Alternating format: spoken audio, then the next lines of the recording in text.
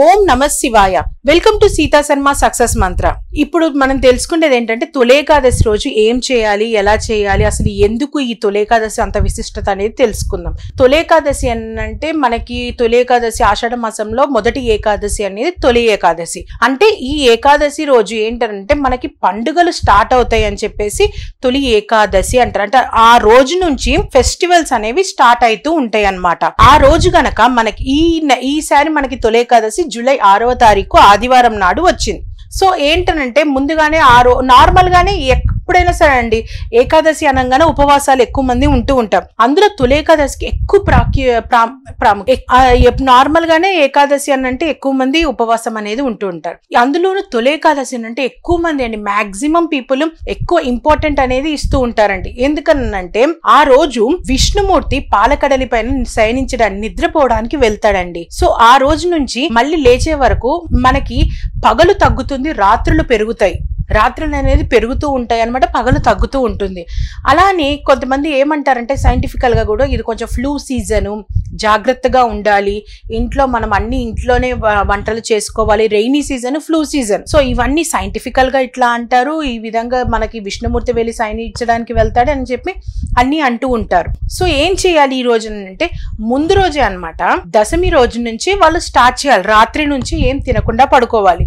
ఏకాదశి పొద్దున్నే లేచి మన పూజా మందిరంలో విష్ణుమూర్తికి ఏకాదశి రోజు పొద్దున్నే లేచి తల స్నానం అంతా చేసి ఇల్లు చక్కగా శుభ్రం చేసుకొని విష్ణుమూర్తికి తులసిమాల అనేది సమర్పించేసి పాలు పండ్లు అనేవి నైవేద్యంగా పెట్టాలి. ఆ రోజంతా కూడా అందరూ ఉపవాసంతో ఉంటారు కాబట్టి ఆ పాలు పళ్ళు కూడా వాళ్ళు స్వీకరించవచ్చు అనమాట. స్వీకరించి రోజంతా అంతే ఉండాలండి. రాత్రిపూట కొంతమంది నిద్రపోకుండా జాగరం అనేది కూడా చేస్తూ ఉంటారు. నెక్స్ట్ డే ద్వాదశి రోజు ఏంటంటే మన గుడికి వెళ్ళి చక్కగా స్నానం చేసేసి గుడికి వెళ్ళి పొద్దున్నే ఉపవాసం అనేది ఆ తీర్థ ప్రసాదంతో మనకి ముగుస్తుంది అనమాట. ఇంకా ఇంటికి వచ్చి చక్కగా మీరు వంట చేసుకొని నైవేద్యం మహానైవేద్యం పెట్టేసి తినేసేయచ్చు. సో ఇవన్నీ ఏంటంటే ఇలా చేయడం వల్ల మనకి విష్ణుమూర్తి అనుగ్రహం అనేది లభిస్తుంది. ఇంకొకటి ఏంటంటే మనకి ఆ రోజంతా కూడా మనం ఉపవాసం ఉండడం వల్ల ఆ హెల్త్ అనేది ఒక పాయింట్ ఆఫ్ వ్యూలో సెట్ అవుతుంది అనమాట. ఆ డే అంతా కూడా ఏం తినం, జస్ట్ ఏంటి సాత్విక ఫుడ్ అనమాట.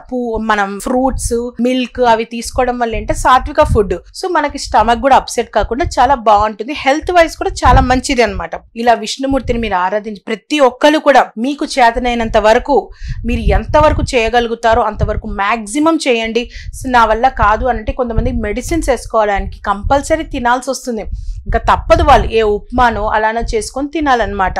లేకపోతే పండ్లతో మేము ఉండగలుగుతాం అని అంటే ఫ్రూట్స్ తినేసి ఉండొచ్చు, లేకపోతే ఇట్లా అన్న చేయండి. ఈ ఒక్క మెయిన్ అన్ని ఏకాదశులు చేయకపోయినా ముందుగా ఈ తొలి ఏకాదశి రోజు చేస్తే గనక ఎక్కువ ఇంపార్టెంట్ అనేది ఉంటుందన్నమాట. ప్రతి ఒక్కరికి కూడా చాలా బాగా జరుగుతుంది, అదృష్టం వస్తుంది, లక్ వస్తుంది, హెల్త్ గా ఉంటారు, వెల్తీగా ఉంటారు, అందరికి ధనలాభం అనేది ఉంటుంది విష్ణుమూర్తిని ఆరాధించడం వల్ల. మనకి విష్ణుమూర్తిని ఆరాధిస్తే ఎక్కడైతే మనం ఆరాధిస్తామో అక్కడ లక్ష్మీదేవి కూడా వెతుక్కుంటూ వస్తుంది.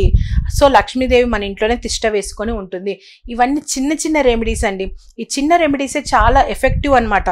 ఇలా చిన్న చిన్నవి మీరు చేసి చూడండి, ఇంప్రూవ్మెంట్ మీకే తెలుస్తుంది. ఒక తొలి ఏకాదశి చేయండి, బాగుందనంటే నెక్స్ట్ ఇయర్ చేయండి. ఇలా ప్రతి సంవత్సరం కూడా నేను చేసినంత వరకు చేయగలుగుతాను అని చెప్పేసి మీరు అనుకుంటూ ఉండాలన్నమాట. నేను వచ్చే సంవత్సరం కూడా నేను చక్కగా చేయాలి, ఇలానే చేయాలి, మేమందరం హ్యాపీగా ఇలానే చేస్తూ ఉండాలనంటే తదాస్తు అని చెప్పేసి ప్రతి ఒక్కరు కూడా అది ఆచరించి చూడండి. చాలా మంచి పవర్ఫుల్ అనమాట ఇది. ఈ వీడియో కనుక మీకు నచ్చినట్లయితే షేర్ చేయండి, సబ్స్క్రైబ్ చేయండి. సీతా శర్మ సక్సెస్ మంత్ర.